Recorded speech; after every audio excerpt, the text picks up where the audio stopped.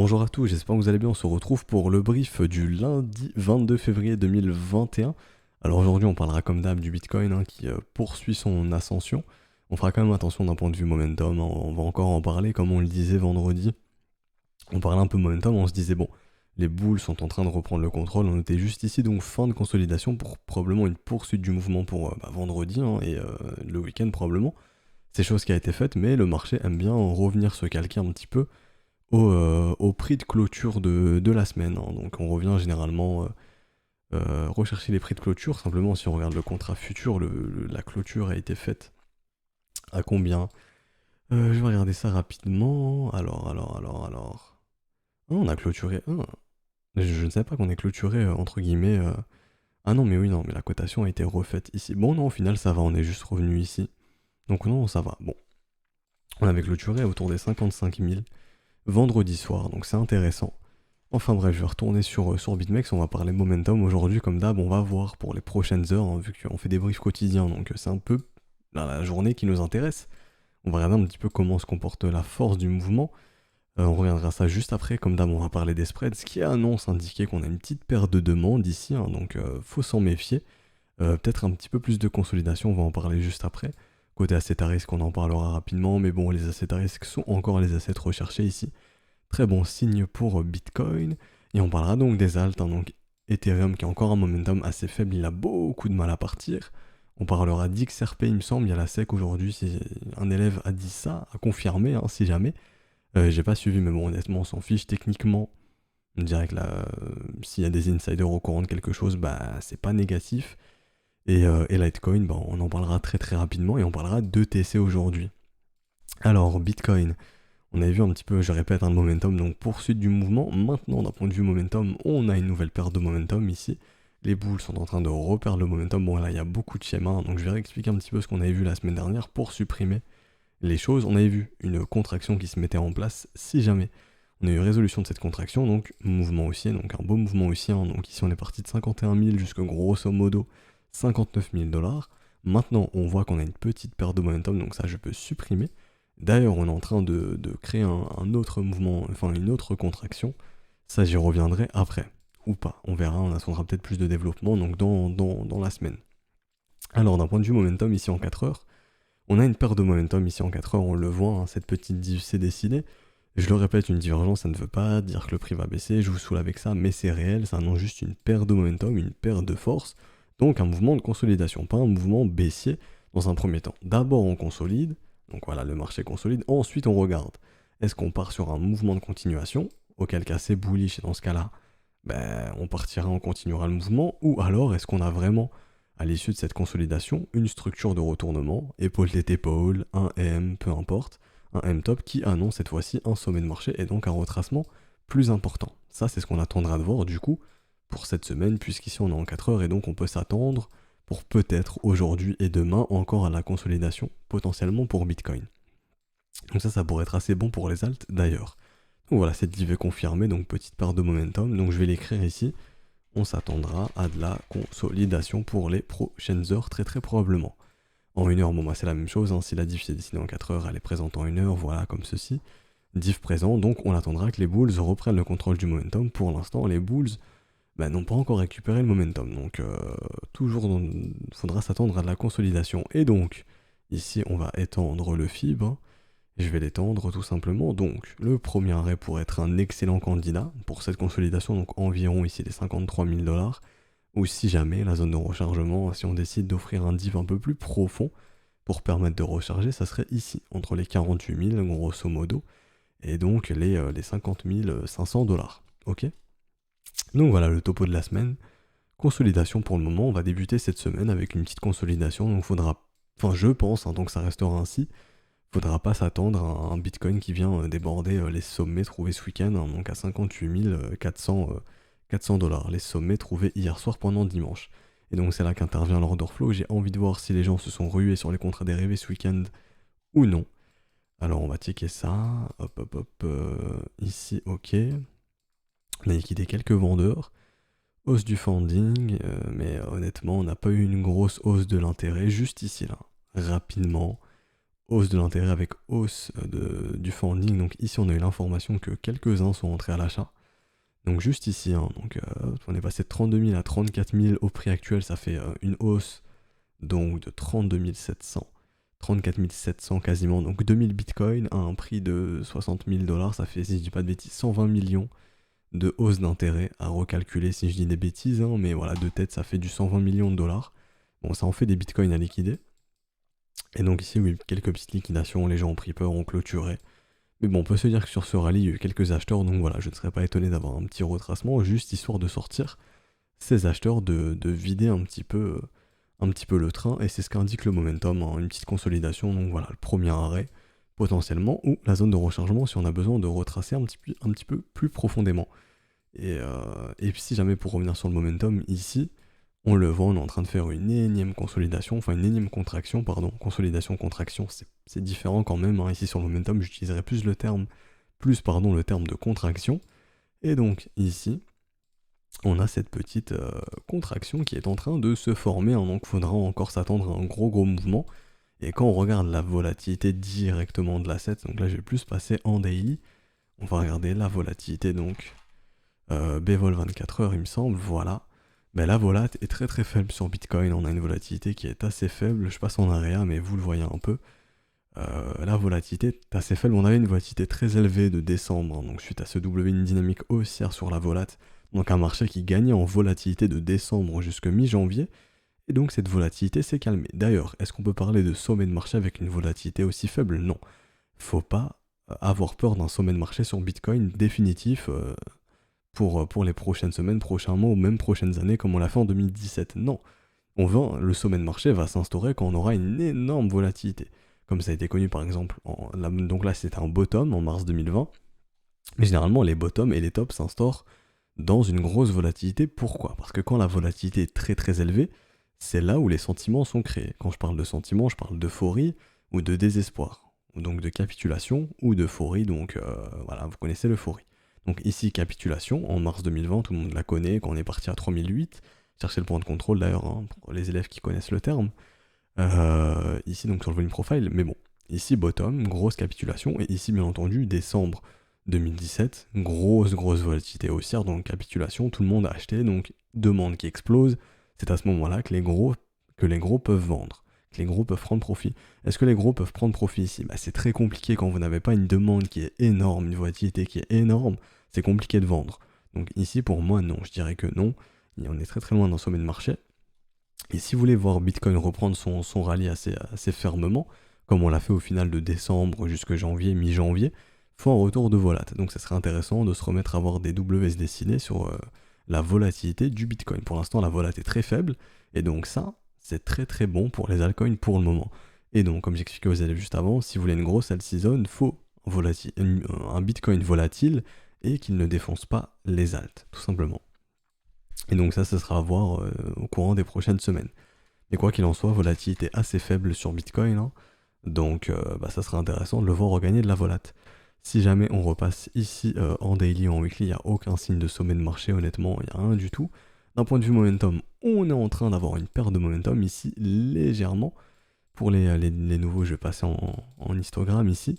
Enfin, je vais activer ça, ça permet de mieux voir les structures si jamais ça peut vous aider.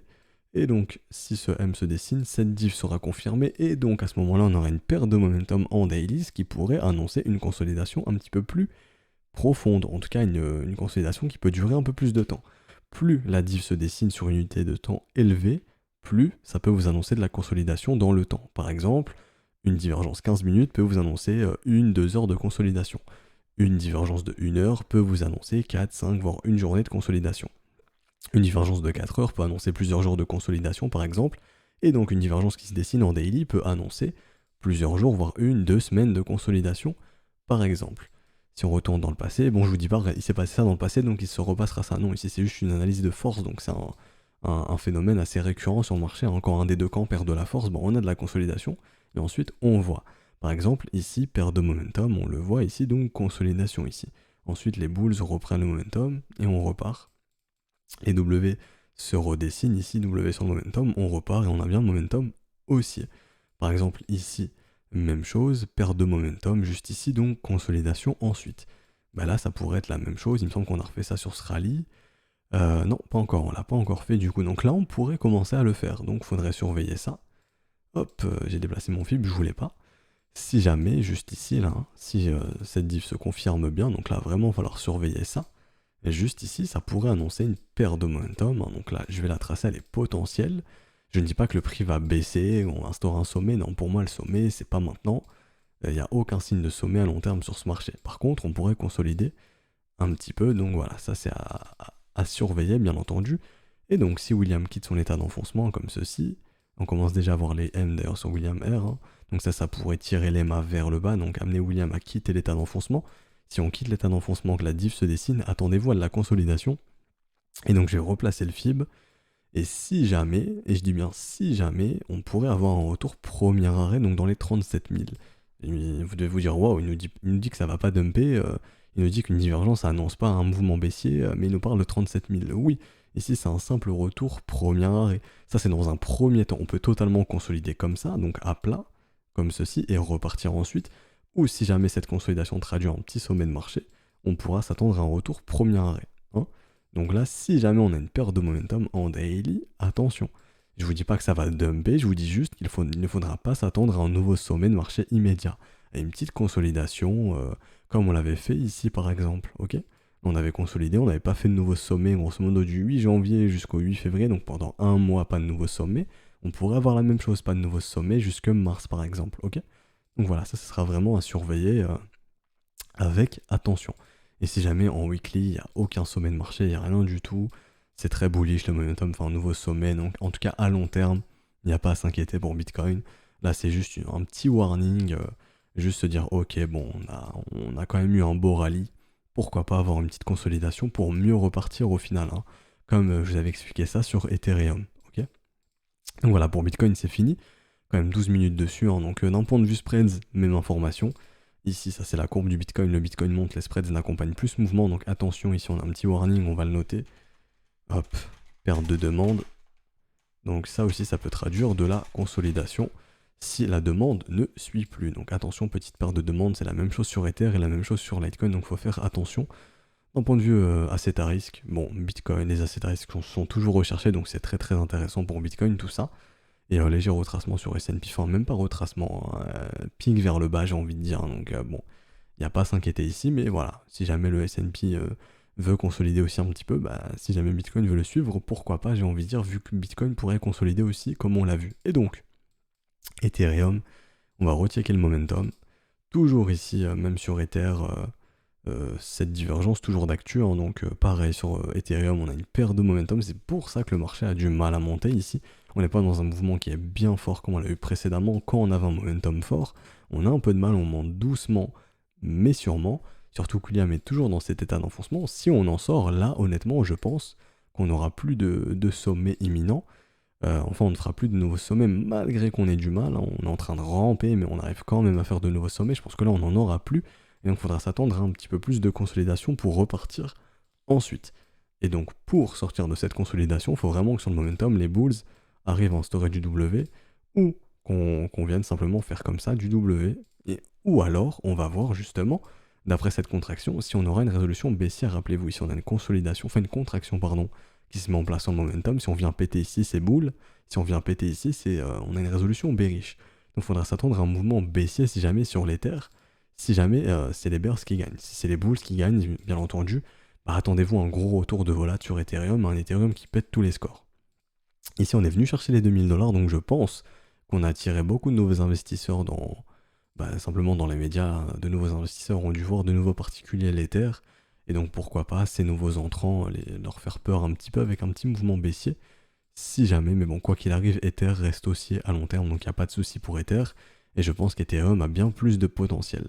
Dites-vous juste qu'on est peut-être à l'aube d'un retracement sur Ethereum, et donc ça pourrait permettre simplement aux investisseurs de suivre la tendance, donc d'acheter le creux, donc le pullback qui pourrait s'instaurer. Mais Ether reste haussier à long terme, faut pas s'inquiéter là-dessus, il n'y a aucun signe de sommet de marché définitif.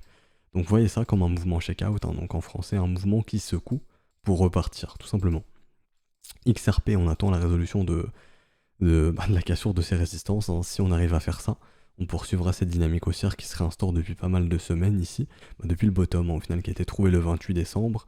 Le bottom se pose en hiver pour probablement un beau rallye au printemps. D'ailleurs, est-ce qu'ici on n'aurait pas une petite règle de gagne? Je vais essayer de regarder si on peut en avoir une. C'est vrai que je ne l'ai pas targeté, alors FIB Time Zone, c'est où? C'est ici de mémoire.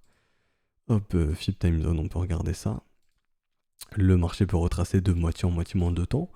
Donc on pourrait se retrouver aux environs des 1,75$ d'après Monsieur Gann. Et je parle pas du youtubeur si jamais, hein. On me demande souvent si c'est lui, mais non.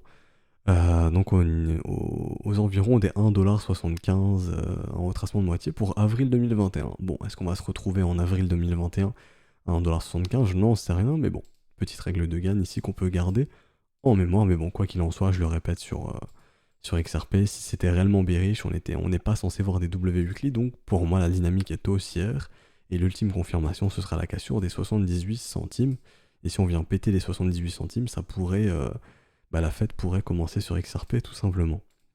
Et Litecoin donc, qui vient tranquillement en zone de rechargement de short, on est toujours en train de consolider sur cette résistance, on a du mal à la casser, quand on l'aura pété, on aura une accélération du prix dans un premier temps jusqu'aux 270$. Et je le répète, pour moi, LTC est mature pour s'offrir un nouveau sommet pendant le printemps, donc mars, avril, mai, très très probablement on aura un nouveau sommet, donc une poursuite du prix. Et donc ETC, on m'a demandé d'en parler, dynamique très très encourageante sur ETC. On en parlait, hein, si CW prenait vie, c'était très très bullish pour lui.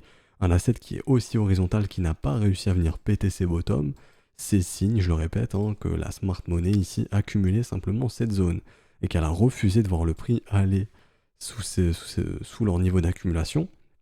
Et malgré des événements baissiers, des événements bearish, des événements fondamentaux très bearish comme les attaques 51, qui est l'événement fondamental le plus bear, le marché n'est pas venu enfoncer le bottom qu'il a réussi à instaurer ici aux environs des 3$. Donc, malgré ces événements très bearish, l'offre n'a pas été assez suffisante pour venir péter le bottom, ce qui montre qu'il n'y a plus assez d'offres dans ce marché, donc peu à peu, dites-vous que dans un bear market, c'est simple, ok? Enfin, je vais vous expliquer un petit peu le concept de la demande et de l'offre. Quand le mouvement est haussier, on a une demande qui est très très forte, mais quand le sommet se trouve, on a un rééquilibre entre la demande et l'offre. Donc ici, on peut se dire que, voilà, demande, offre, on revient à égalité, jusqu'à ce que, l'offre redépasse la demande. Et donc dans un bear market, l'offre est supérieure à la demande. Il y a plus de vendeurs que d'acheteurs, c'est pour ça que le prix baisse, ok? Donc ici, offre supérieure à la demande, jusqu'à ce qu'on trouve le fameux bottom. Le WSD signe, là on a l'information que les vendeurs n'ont plus réussi à pousser le prix plus bas. Ici on le voit, on n'arrive plus à pousser le prix plus bas, on a un sommet creux ascendant, sommet ascendant. Donc à ce moment-là, on a l'information que là, la demande et l'offre, il se passe quelque chose, soit que la demande repasse devant l'offre, ou alors que la demande et l'offre sont équivalentes, ok? Donc ça, c'est les deux infos. Et donc là, quand on voit autant de W et qu'on voit ces news bearish, donc attaque 51, que le marché n'arrive plus à pousser plus bas, on avait bien l'information que la demande ici était donc supérieure à l'offre, ou en tout cas, l'offre n'était plus assez suffisante pour pousser le prix plus bas. Donc les nouveaux WSDC, donc là on a bien l'information que la demande est supérieure à l'offre, on repart dans une dynamique haussière, il n'y a plus de doute, on a eu l'ultime confirmation ici, quand on a pété les 13$, on en parlait, donc ça fait de TC un asset très très bullish tout simplement. Je vais retirer les schémas. Mais maintenant on a l'info que la demande est supérieure à l'offre, on est dans une dynamique haussière, et donc il est très très probable d'avoir une poursuite de ce mouvement haussier, et donc vous avez sous les yeux la transition, comme je l'avais noté ici, d'un bear market à un bull market. Donc pour les prochaines semaines et prochains mois, si on fait des probabilités, ce qui est le plus probable tout simplement, c'est d'avoir une poursuite du mouvement haussier, donc de retrouver des prix croissants tout simplement. Voilà. Donc on va s'arrêter ici pour aujourd'hui. Si ce prix vous a plu, n'hésitez pas à laisser un petit pouce bleu, à vous abonner si ce n'est pas déjà fait. Ça je flouterai au montage, vous n'êtes pas censé voir ça si jamais. C'est du contenu réservé à l'école. Si jamais, je le répète, il y a toutes les offres crypto qui sont encore d'actualité. C'est un peu tard de rentrer dans l'école via le Patreon, vu que la refacturation se fait le premier, on est en fin de mois. Via le Patreon, il faudra attendre le 1er mars si jamais. Mais toutes les offres sont dispo en crypto, donc tout est expliqué. Et petite recommandation, petit tip, si jamais privilégiez quand même l'USDT en TRC20, puisqu'il y a 0 frais, et même pour vos transferts perso, si vous décidez d'envoyer des USDT d'un exchange à l'autre, je le répète, toujours en USDT TRC20 quand vous le pouvez. Il y a certains exchanges qui ne le font pas, comme Kraken, et dans ce cas-là, ce sera le ERC20, Et il me semble que c'est 2,50$ de frais. En tout cas, de mon côté, c'est 2,50$ sur Kraken. Voilà, donc on va s'arrêter ici pour aujourd'hui. Si vous avez quelques questions, n'hésitez pas en commentaire via l'école, ou si, enfin pour l'école, ou si jamais vous venez m'envoyer un petit message sur Discord, un des profs, on se fera un plaisir de vous répondre. Je vous souhaite un excellent début de semaine, on se retrouvera donc demain. Ciao ciao.